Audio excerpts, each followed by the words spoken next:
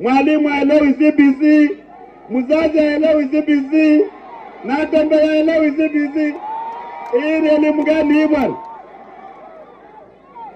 Ati watoto wakifanya mtihani wanapita wote, hata mwenye aendangi shule anapita. Haya hapana.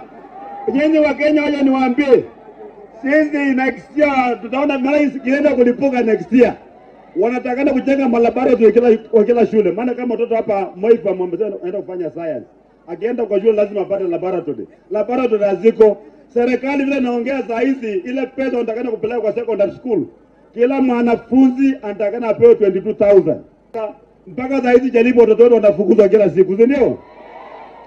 Walimu wakuu wanafukuza watoto kila siku, kama mimi natanganya. Si ni ukweli?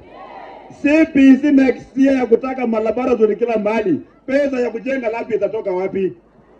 Swala kubwa ni hili, hao walimu wa secondary wamengoja watoto wa grade 10 kwenda kule kwa CBC.